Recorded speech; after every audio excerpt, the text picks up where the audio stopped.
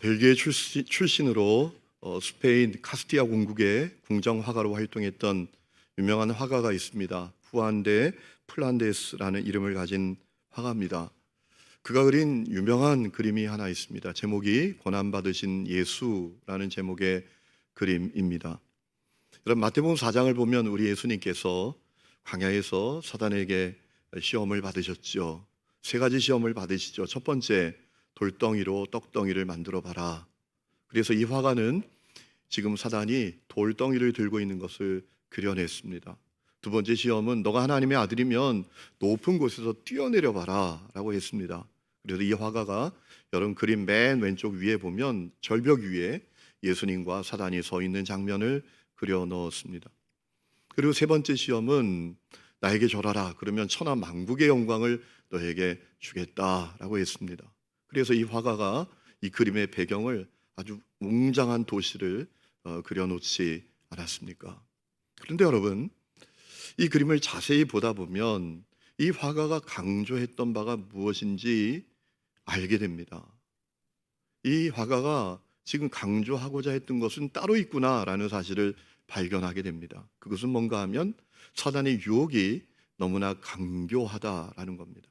그래서 이 화가는 사단이 수도사의 옷을 입고 있는 것으로 그려냈습니다. 사단이 수도사의 옷을 입고 있는 거예요. 이 화가가 강조하고자 했던 거죠. 사단의 유혹이 너무나 강교하다. 여러분, 그렇습니다.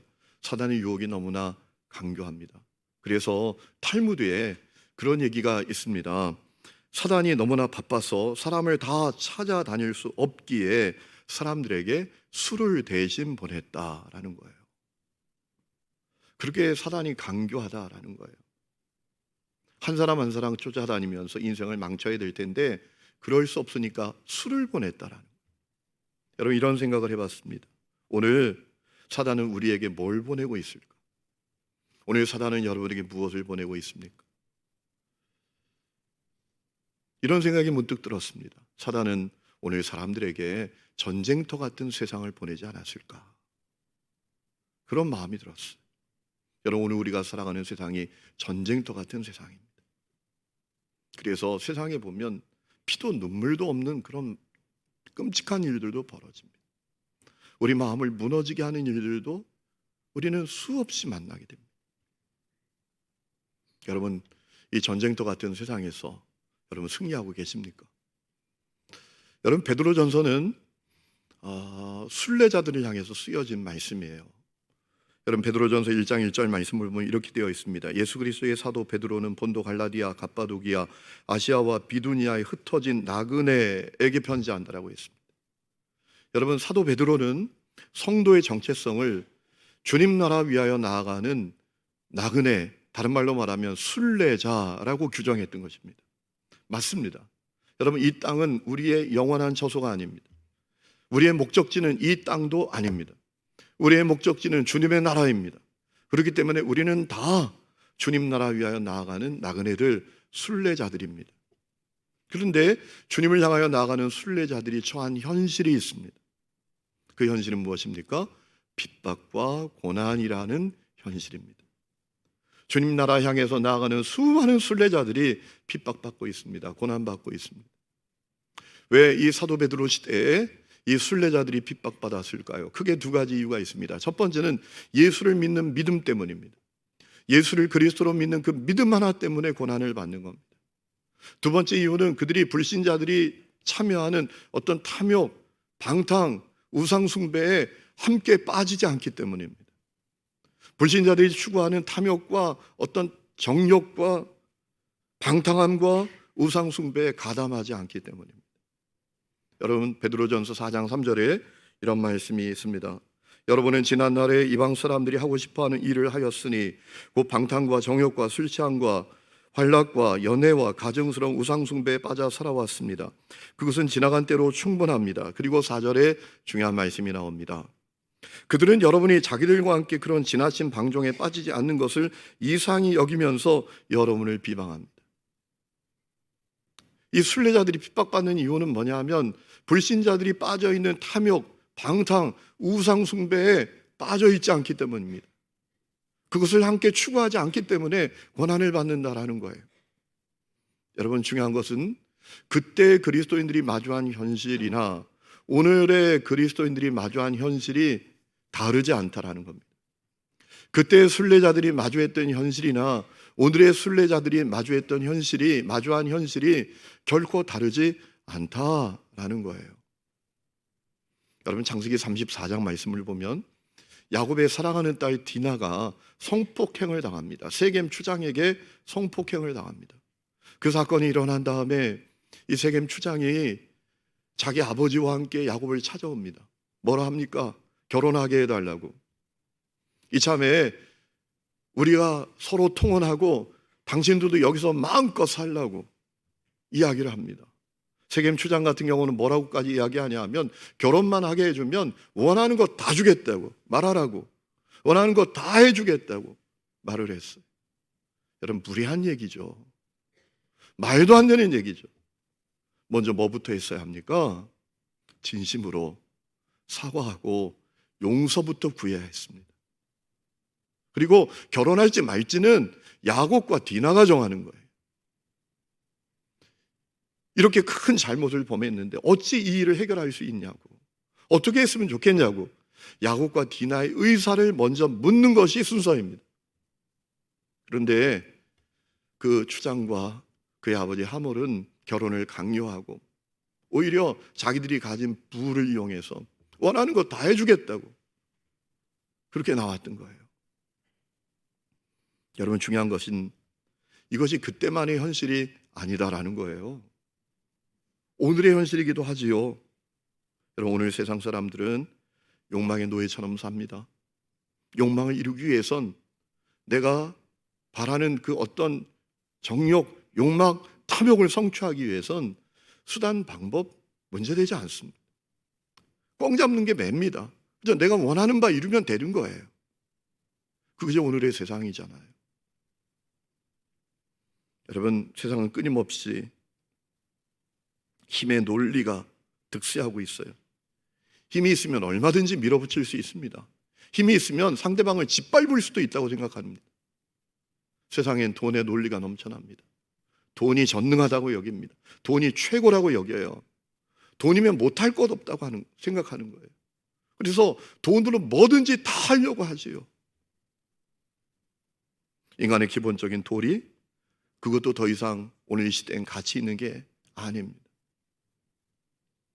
여러분, 오늘 그리스도인들은 그런 현실 속에서 살아갑니다. 그렇기 때문에 끊임없이 욕망과의 싸움을 맞닥뜨리게 됩니다. 꽝 잡는 게 매라고 그냥 내가 욕망하는 거, 내가 바라는 거 그것만 이루면 최고 아니야? 그러면 장땡이지 뭐. 이런 유혹 앞에 서게 됩니다. 세상은 끊임없이 우리의 귀에 속삭입니다. 도덕보다 욕망이 더 중요해. 양심보다 이익이 더 중요하다고. 정의보다 결과가 더 중요한 거야. 이렇게 우리에게 속삭입니다. 정직, 사람으로서 지켜야 될 도리, 야 그건 다 개나 줘버려 라고 우리에게 속삭입니다. 중요한 질문은 어떤 일이 옳은가가 아니야. 지키지 않아도 될 일은 뭐냐? 그게 더 중요한 거야. 이렇게 우리에게 속삭입니다. 그래서 삶 속에서 많은 그리스도인들이 끊임없이 갈등하고 흔들리고 살아가고 있습니다. 여러분, 이런 현실을 마주하고 있는 성도들에게 주님 분명히 말씀하셨습니다. 오늘 말씀에 육체의 정욕을 제어하라, 선한 행실을 가져라, 그리고 주님 오실 때 주님께 영광을 돌리는 삶을 살아라. 오늘 11절 12절 말씀 다시 읽어보실까요? 사랑하는 자들아, 거류민과 나그네 같은 너희를 권하노니 영혼을 거슬러 싸우는 육체의 정욕을 제어하라. 너희가 이방 중에서 행실을 선하게 가져 너희를 악행한다고 비방하는 자들로 하여금 너희 선한 일을 보고 오시는 날에 하나님께 영광을 돌리게 하려 함이라 라고 하셨어요. 여기뿐만 아니라 2장 1절에 이렇게 말씀하셨어요. 여러분은 모든 악의와 모든 기만과 위선과 시기와 온갖 비방하는 말을 버리십시오. 1장 14절 15절에도 말씀하셨습니다. 순종하는 자녀로서 여러분은 전에 모르고 쫓았던 욕망을 따라 살지 말고 여러분을 불러주신 그 거룩하신 분을 따라 모든 행실에 거룩하게 하십시오. 로마서 12장 2절 말씀을 보면 바울도 다르지 않습니다. 이렇게 말합니다. 여러분이 이 시대의 풍조를 본받지 말고 마음을 새롭게 함으로 변화를 받아서 하나님의 선하시고 기뻐하시고 완전하신 뜻이 무엇인지를 분별하도록 하십시오 라고 말씀하셨습니다. 어떤 분들은 이런 말씀 앞에서 이런 생각을 할지도 모르겠습니다. 야, 참 성경 부담된다. 야, 그리고 성경 참 현실하고 동떨어진 얘기 많이 있구나. 이런 생각을 하실지도 모릅니다. 좋은 얘기지. 근데 그렇게 했다간 맨날 나만 손해보고 불이익당하고 어려워지고 말아. 좋은 얘기이기는 하지만 그렇게 했다간 내게 주어진 과업, 프로젝트 그거 달성하지 못하고 성과금 작아지고 나 진급해서 탈락하고 말 거야. 그러면 결국 나만 어려워지는 거지 뭐. 내가 얼마나 매일매일 현실적인 압박에 시달리고 있는지는 아나? 공과금 낼 날 돌아오고 공과금 낼 날 도둑처럼 돌아오고 이자 낼 날 금방금방 돌아오고 아이들은 나만 바라보고 손 벌리고 있고 그래서 수많은 성도들이 그저 현실을 따라서 삽니다. 불신자들과 다를 바 없이 삽니다. 여러분 우리나라 통계는 아닌데 미국 통계인데요. 사람들이 그런 질문을 했습니다. 직장 생활을 하는 사람들에게 직장 물건에 손을 댄 적이 있습니까? 그랬더니 불신자들 가운데 43%가 그렇다라고 대답을 했답니다. 그러면 신자들 가운데는 몇 프로가 그렇다고 대답했을까요? 37%. 별 차이가 없습니다. 몇 프로 차이 안 납니다. 그러니까 무슨 얘기입니까? 많은 그리스도인들이 그저 현실을 따라서 산다라는 거예요. 믿음을 가졌지만 그 믿음이라는 것이 그저 주일용 믿음에 불과할 때가 많다라는 거예요. 아마도 그들에겐 이런 생각이 자리 잡고 있을지 모릅니다. 그리스도인으로 살면 전쟁터 같은 세상에서 승리할 수 없어. 그리스도인으로 살면 전쟁터 같은 세상에서 승리할 수 없다고. 여러분 정말 그럴까요? 성경 그렇지 않다고 말하고 있습니다. 주님 오늘 우리에게 이렇게 말씀하고 계십니다. 전쟁터 같은 세상에도 그리스도인으로 살아도 승리할 수 있다. 그리스도인으로 살아도 전쟁터 같은 세상에서 승리할 수 있다 라고 우리에게 말씀하고 있습니다. 오늘 우리가 읽은 말씀이 그 내용이에요. 그러니 육체의 정욕을 제어하라 라고 말씀하셨던 거 아니에요.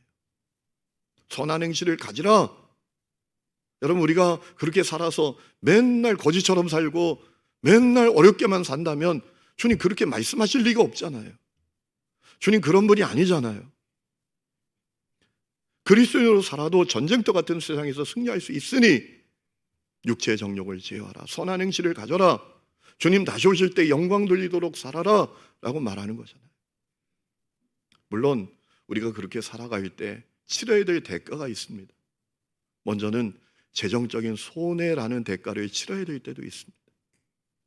우리가 바른 길을 택하고 주님이 기뻐하시는 길을 택하면 때때로 재정적인 손해를 겪을 때가 있지요. 사실 어찌 보면 그것은 당연한 결과이기도 하죠. 우리 예수님께서 마태복음 8장 말씀에 보면 나를 따라오려거든 자기를 부인하고 자기 십자가 지고 따르라라고 하셨잖아요. 미국의 잭 에키드라는 이름을 가진 분이 계신데요. 사업가입니다. 이분이 약국 체인을 하시는 거예요. 미국 전역에 1700개의 약국 체인을 가진 분입니다. 이분이 예수를 믿은 지 얼마 되지 않았을 때 자기 약국들을 돌아보다가 한 가지 중요한 사실을 발견하게 됐는데 약국 그 가판대에 외설 잡지를 팔고 있는 거예요. 고민을 했습니다. 이거 어떻게 해야 되지? 결단합니다. 그 1700개 약국에서 그 외설 잡지를 다 치우게 했어요. 그때 수백억 달러의 손해를 보았어요. 그래도 그리스도는 마땅히 그 길을 가야 된다고 여겼다라는 거예요. 두 번째는 사람들로부터 소외되는 대가를 치르기도 합니다. 여러분 우리가 그리스도인으로서 바른 길을 택하면 사람들에게 소외를 당하기도 하지요.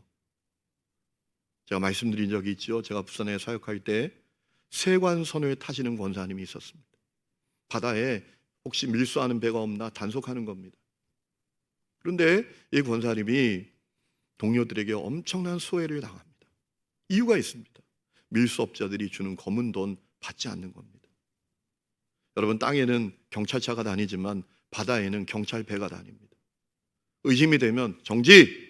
하고 올라가서 다 이렇게 검사를 해요. 밀수품이 나오면 검은 돈 쥐어주면 다 해결되는데 이 권사님이 그렇게 하지 않는 거예요. 그래서 그 동료들로부터 얼마나 따돌림을 당하는지 모릅니다. 그래도 그리스도인이니까 그 길을 가는 거예요.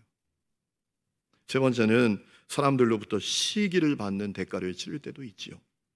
여러분, 우리가 그리스도인으로 바른 길을 선택하면 어려움을 겪지만 결국은 인정받게 되고 또 돋보이게 됩니다. 그러면 사람들이 시기하죠. 여러분, 그런데 우리가 기억해야 될 사실이 있는데요. 우리가 그런 대가만 치르는 게 아니에요. 그 대가 치른 것과 비교할 수 없는 축복을 받게 됩니다. 어떤 축복을 받게 될까요? 먼저는 당당하고 떳떳하게 사는 축복을 누리게 됩니다. 여러분, 그리스도인으로서 바른 길 선택하고 주님 기뻐하시는 길을 가면 당당하고 떳떳하게 살 수 있습니다. 내가 저지른 불의와 불법 때문에 초조해하고 불안해하고 움츠려서 살지 않을 수 있습니다. 깨끗한 양심을 가진 자의 그 자유한 삶을 살 수 있는 거예요. 여러분, 잠언서 10장 9절에도 말씀하셨습니다. 바른 길로 행하는 자는 걸음이 평안하려니와 굽은 길로 행하는 자는 드러나리라 라고 했습니다. 당당하고 떳떳하게 사는 겁니다. 주님이 기뻐하시는 길을 선택하고 그리스도인으로 살면 당당하는 거예요. 좀 어려울 수도 있겠죠. 좀 힘들 수도 있겠죠. 그런데 당당한 거예요. 떳떳한 거예요. 그 축복을 누리게 되는 겁니다. 두 번째는 삶으로 가르치는 자녀교육의 축복을 누리게 되는 겁니다. 삶으로 행하는 자녀교육의 축복을 누리는 겁니다. 여러분, 잠언서 20장 말씀을 보면 최고의 자녀교육 방법을 성경이 우리에게 가르쳐 주셨어요. 여러분, 엉뚱한 데에 가서 자녀교육 방법 배우려고 하지 마세요. 성경에 다 있습니다. 잠언서 20장을 보면 가장 훌륭한 자녀교육 방법을 가르쳐 주셨는데 그건 뭔가 하면 삶으로 가르치는 거예요. 부모의 삶을 보고서 가르치는 거예요. 잠언서 20장 7절에 이런 말씀이 있습니다. 온전하게 행하는 자가 의인이라 그의 후손에게 복이 있느니라 라고 했습니다. 여러분, 우리의 자녀들은 뛰어난 관찰력을 갖고 있어요. 부모가 어떻게 사는지 그들은 다 보고 있습니다. 부모가 이중적으로 사는지 그렇지 않은지 다 보고 있습니다. 여러분, 제가 한번 말씀드렸잖아요. 제가 어릴 때 너무너무 상처가 됐던 적이 있다고요. 저희 어머니한테. 제가 친구 잠바를 한번 빌려서 입었던 때가 있어요. 변면지 못했는데 제 친구가 좋은 잠바가 있는데 너 좀 입으라는 거예요. 그랬더니 제 어머니가 그거 입고 있다고 얼마나 야단을 치는지 몰라요. 당장 갖다 주라고. 입고 싶은데 어떻게 해요? 그래, 말 안 듣고 좀 입었죠. 어느 날 외갓댁에 가게 됐어요. 외갓댁에 갔더니 외갓집 식구들이 야, 너 잠바 좋다. 잠바 정말 좋다. 그랬는데 우리 어머니가 가만히 계셔야 되는데 그러더라고요. 돈이 얼마짜린데? 아마 본인도 어떤 마음인지 모르겠지만 그렇게 하셨어요. 그때 제가 얼마나 상처를 받았는지 몰라요. 자기가 사줬나?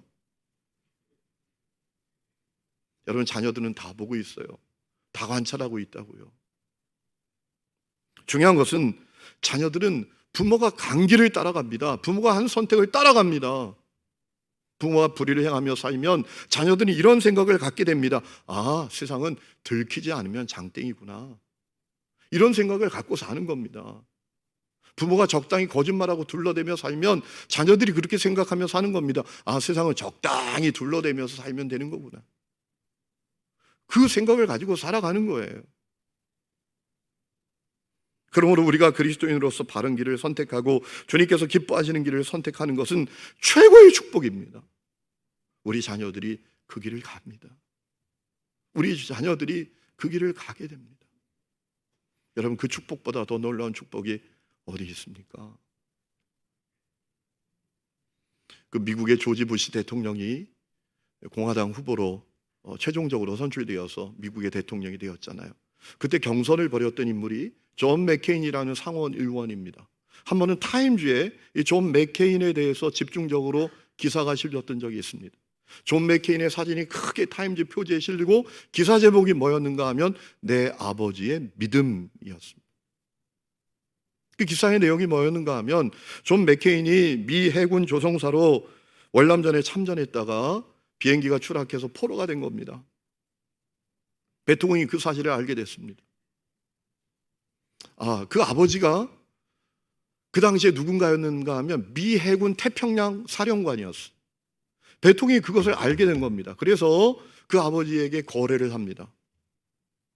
우리 요구 조건 이거 들어주면 너 아들부터 빨리 풀어주겠다. 여러분, 그때 그 아버지가 보낸 답신은 이런 거였습니다.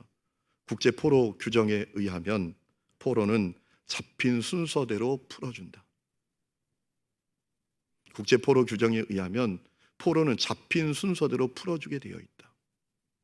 아버지가 그렇게 대답하고 존 맥케인은 풀려나지 못했습니다. 그런데 존 맥케인은 그 아버지가 자랑스러운 거예요. 그 아버지가 자랑스러웠다라는 거예요. 그래서 아버지보다 더 훌륭한 인물이 됐습니다.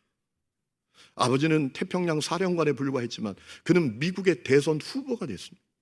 공화당을 움직이는 사람이 됐어요. 이 축복보다 더 놀라운 축복이 어디 있습니까? 세 번째는 사람들에게 신뢰와 지지를 받는 축복입니다. 여러분, 사람들은 비록 자기가 부족해서 옳은 길, 바른 길을 가지 못하지만 누군가는 옳은 길을 가기를 원하고 있습니다. 그래서 누군가 그럼에도 불구하고 옳은 길, 바른 길을 선택하면 그를 신뢰하고 그에게 지지를 보냅니다. 여러분, 우리나라에도 사람들에게 존경받는 기업들이 있는데 그 기업들이 대기업이 아니더라고요. 오땡기, 유땡, 양행 이런 기업들 여러분 들어보셨어요? 저는 젊은이들이 그런 기업을 얼마나 좋아하고 신뢰하고 지지를 보내는지 깜짝 놀랐어요. 왜 그래요? 그 기업들이 바른 길을 선택합니다. 대기업은 아닙니다. 중소기업입니다. 그래도 바른 길을 선택하고 옳은 길을 선택하니까 젊은이들이 지지를 보내는 거예요. 여러분, 사람에게도 똑같아요. 우리가 그리스도인으로서 바른 길, 주님께서 기뻐하시는 길을 가면 결국 사람들에게 신뢰를 받게 되고 지지를 받게 되어 있습니다. 여러분, 한국유리 창업하신 최태섭 회장님, 최태섭 장로님이시죠. 그분에 대한 간증을 들은 적이 있습니다. 이분이 6.25가 터졌잖아요. 사람들이 다 피난 가는데 이분은 어디로 가냐 하면 은행으로 갔답니다. 은행에 왜 갔는가? 돈 갚으러, 빚 갚으러 간 겁니다. 은행 직원이 기가 막혀 합니다. 아니, 사람들 지금 살려고 다 피난 가는데 있는 빚도 안 갚고 다 가는데 당신 왜 와서 괴롭히냐고. 무슨 빚을 갚겠다고 하냐. 아니라고. 나는 빚 갚고 가야 된다. 난 빚 갚고 가야 되겠다고. 그래서 사정사정해서 빚을 갚고 피난을 가신 거예요. 그리고 제주도에서 지낼 때 군대의 물품을 납부하는 사업을 할 수 있는 기회가 생겼습니다. 문제는 자본금이 없는 거예요. 그래서 무작정 은행에 찾아갔어요. 그런데 이렇게 놀라운 일이 벌어질 수 있나요? 그때 억지로 빚을 갚았던 그 은행 직원이 그 은행에 있는 거예요. 그가 말합니다. 당신 같은 사람 믿을 수 있어요. 당신 같은 사람이라면 얼마든지 믿고 돈을 빌려줄 수도 있어요. 그래서 담보도 없이 큰 돈을 대출받게 되었고, 그래서 그 사업을 시작하게 되었고, 그리고 한국유리가 세워지게 됐다라는 거예요. 여러분, 우리가 그리스도인으로 살면 때로는 손해를 겪죠. 때로는 어려움도 겪죠. 그런데 반드시 진짜라는 사실이 드러나고 사람들에게 신뢰를 받고 지지를 받게 되어 있습니다. 그것이 우리에게 준비된 축복이에요. 네 번째는 한 번뿐인 인생 선한 영향력을 끼치는 삶을 살게 되는 축복을 받습니다. 여러분, 인생은 한 번뿐입니다. 인생은 너무나 짧아요. 야고보서 4장 말씀을 보면 우리 인생이 안개라고 하잖아요. 그런데 야고보서 4장의 핵심은 뭐냐면 인생이 짧다는 데 핵심이 있지 않습니다. 그 짧은 인생 잘 살아야 된다라는 거예요. 야고보서 4장 16절 17절에 말씀하셨습니다. 너희가 허탄한 자랑을 하니 그러한 자랑은 다 악한 것이라. 그러므로 사람이 선을 행할 줄 알고도 행하지 아니하면 죄니라 라고 했습니다. 왜 우리가 선을 행해야 되는가? 중요한 일이 있습니다. 내가 하나님 기뻐하시는 길을 선택하고 선으로 살아가면 그것이 선한 영향력으로 주변에 다가가는 거예요. 여러분, 나비효과라는 이야기를 들어본 적이 있으시죠? 미국의 기상학자 가운데 로렌츠라는 사람이 만들어낸 용어입니다. 작은 나비가 작은 날개짓 하나가 뉴욕에 엄청난 태풍을 일으킬 수 있다는 거예요. 여러분, 우리의 삶이 똑같아요. 우리가 하나님이 기뻐하시는 길을 선택하고 그 길을 가면 그것이 선한 영향력으로 내 자녀에게 흘러가고 내 주위에 흘러가고 내가 사는 도시에 흘러갈 수 있는 거예요. 그래서 한 번 뿌린 인생을 존귀하게 살아갈 수 있는 축복을 누리는 겁니다. 제가 부산에 사역할 때 부산 분들이 부산에 있는 고신대학교 복음병원을 자랑스럽게 여기는 것을 느끼게 됐습니다. 아주 귀하게 여기는 것을 보게 됐습니다. 저 병원은 우리 부산의 자랑이야. 이런 마음을 그분들이 갖고 있는 것을 보게 되었습니다. 그 이유가 있었습니다. 그 병원을 시작한 장기려 박사님, 장기려 장로님 때문이었습니다. 이분은 이북에서 피난 내려온 분입니다. 부산에서 병원을 시작했습니다. 그런데 병원을 한 이유는 돈을 위해서 병원을 한 것이 아니라 사람을 위해서 병원을 합니다. 그는 그 당시에 의료보험도 없는 시대에 가난한 사람들이 치료받을 수 있도록 청십자 보험을 시작했습니다. 그뿐만이 아닙니다. 치료를 받고 돈이 없어서 퇴원을 못합니다.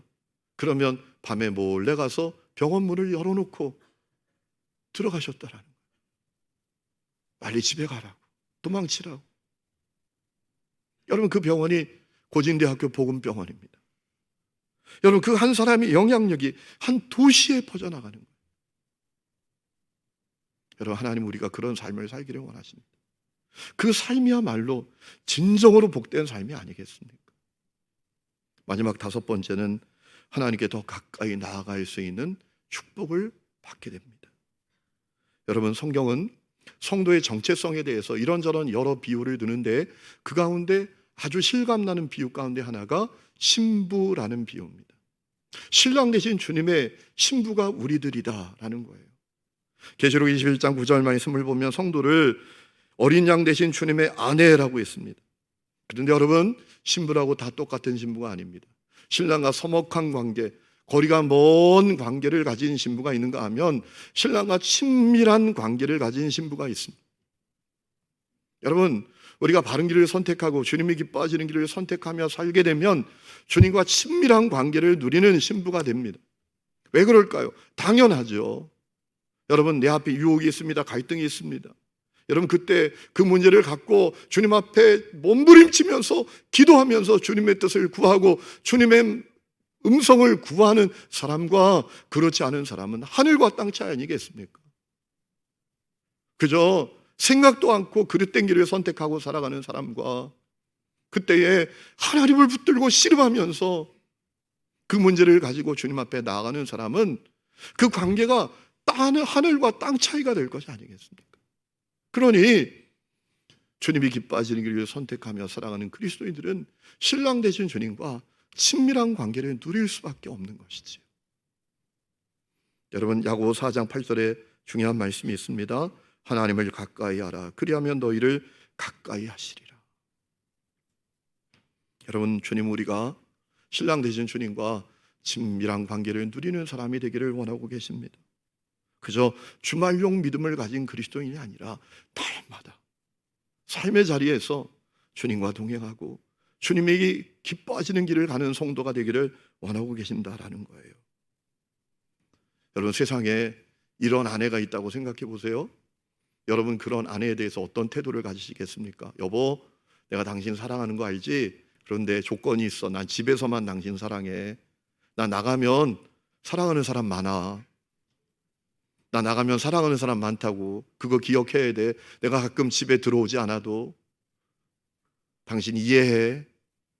여러분 그런 아내가 여러분에게 있다면 여러분 어떤 마음을 갖겠습니까? 여러분 우리가 기억해야 될 것이 있습니다. 신랑은 신부를 책임집니다. 건강한 신랑은 자기 신부를 책임집니다. 보호합니다. 인도합니다. 공급합니다. 가끔 제가 외국에 나갈 때가 있으면 저는 꼭 유서를 써놓고 갑니다. 제가 아는 많은 분들 가운데 여러분들이 갔는데 못 온 분들이 여러 분 계십니다. 그래서 외국에 가거나 이러면 제가 유서를 꼭 써놓고 우리 부목사님께 유서 어디 있다고, 혹시 내가 못 오면 잘 그거 보관했다가 활용하라고 이야기를 합니다. 여러분 유서를 쓸 때 여러분 그런 내용이 있잖아요. 남은 재산을 어떻게 할 건가? 여러분 저에게 가장 먼저 고려되는 대상은 누군가 하면 아내입니다. 뭐 재산이라고 없어요. 뭐 교회 건축 2번 하다 보니까 없어. 그런데 그런 거 있잖아요. 여행자 보험 들고 가니까 그 보험금, 또 교회에서 주는 퇴직금, 그거 어떻게 할 건가? 가장 먼저 고려되는 대상은 아내입니다. 그래서 이렇게 쓰죠. 제 퇴직금은 전액 제 아내에게 전달해 주시기 바랍니다. 그렇게 써놓고 가요. 유서예요. 정말 유서. 저에게 무슨 일이 생기면 효력을 발휘할 유서입니다. 여러분 건강한 남편은 자기네를 책임져야 된다고 생각해요. 보호해야 된다고 생각합니다. 그런데 여러분 우리 신랑 대신 남편 대신 그리스도는 누구십니까? 나를 사랑하사 십자가에서 자기 생명을 대속제물로 주신 분 아니십니까? 그분이 여러분을 책임지시는 것을 믿으시기 바랍니다. 돌보시는 것을 믿으시기 바랍니다. 여러분 그것을 믿어야 합니다. 마태복음 6장 26절에 말씀하셨습니다. 공중의 새를 보라, 심지도 않고 거두지도 않고 창고에 모아들이지도 아니하되 너희 하늘 아버지께서 기르시나니 너희는 이것들보다 귀하지 아니하냐. 30절에 또 말씀하셨습니다. 오늘 있다가 내일 아궁이에 던져지는 들풀도 하나님이 이렇게 입히시거든 하물며 너희일까 보자 믿음이 적은 자들아 라고 했습니다. 여러분 신랑 되신 주님이 여러분 책임지십니다. 버려두지 아니하십니다. 여러분 돌보십니다. 이 믿음을 가져야 합니다. 말씀을 마칩니다. 사랑하는 성도 여러분, 우리는 지금 전쟁터 같은 세상 속에서 살아가고 있습니다. 오늘 우리를 향해서 주님 말씀하십니다. 야, 잘못 생각하지 마. 그리스도인으로 살아도 얼마든지 전쟁터 같은 세상에서 승리할 수 있어. 때로는 힘들 수도 있지, 때로는 어려울 수도 있지, 때로는 손해를 볼 수도 있지. 그런데 아니야, 내가 널 돌봐, 내가 널 책임져, 내가 널 버리지 않아, 내가 너를 붙들고 있어. 그러니 그리스도인으로 살아도 전쟁터 같은 세상에서 승리할 수 있어. 이 믿음 갖고 살아. 이 음성이 여러분에게 들릴 수 있기를 주의 이름으로 축원합니다. 우리 시간에 찬양 부르고 기도하는 시간을 갖겠습니다. 지난 주간에 제가 알게 된 찬양인데요, 가사가 너무 좋습니다. 이게 저음에서 고음까지 너무 음폭이 커서 왔다 갔다 하지만 쉽지 않지만 가사를 생각하면서 우리 같이 한번 불러보면 좋겠습니다. 찬양하겠습니다.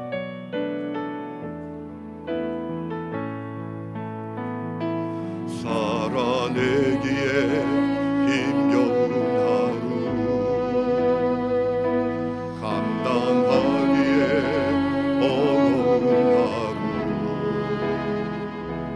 삶에 힘겨워 여전히 힘겨워 내 주님께 온맘 다해 주만 의지합니다. 삶 가기에 두려운 하루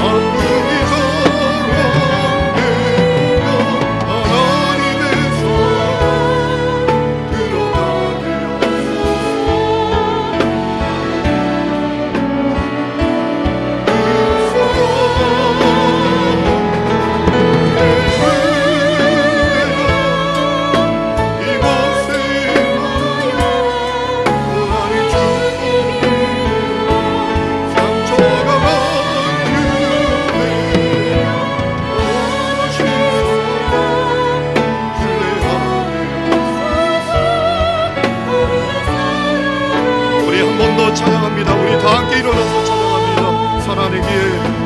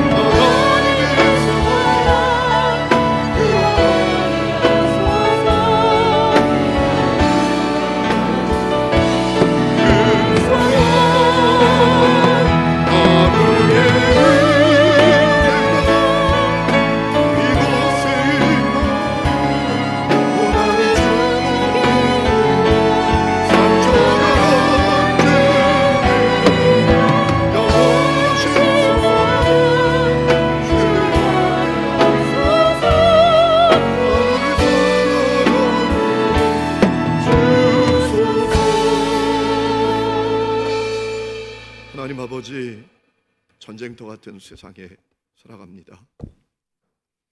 주님, 우리가 약해지고 두려워지고 갈등하고 번민할 때도 많습니다. 그런데 주님께서 그리스도인으로 살아도 전쟁터 같은 세상에서 승리할 수 있다고 말씀하시니 그 믿음 갖고 살게 하여 주시옵소서. 하나님, 당당하게 그리스도인으로 살기를 원합니다. 하나님, 참으로 하나님을 영화롭게 하는 그리스도인으로 살기를 원합니다. 우리의 힘으로 할 수가 없습니다. 주님, 오늘 주시는 하루의 은혜가 필요합니다. 주님이 주시는 그 하루의 은혜만 있다면 넉넉히 승리하게 될 줄로 믿사오니 우리 하느님교회 모든 성도들 은혜로 충만하여 그리스도인으로 살아도 전쟁터 같은 세상에서 넉넉히 승리했다고 고백하는 입술들을 갖게 하여 주시옵소서. 이제는 우리 주 예수 그리스도의 은혜와 하나님 아버지의 놀라운 사랑과 성령의 내주 동행하심이 예배하는 하느님의 모든 성도들과 그 삶의 모든 부분들 위에 지금부터 영원토록 함께 계시기를 간절히 축원하옵나이다. 아멘.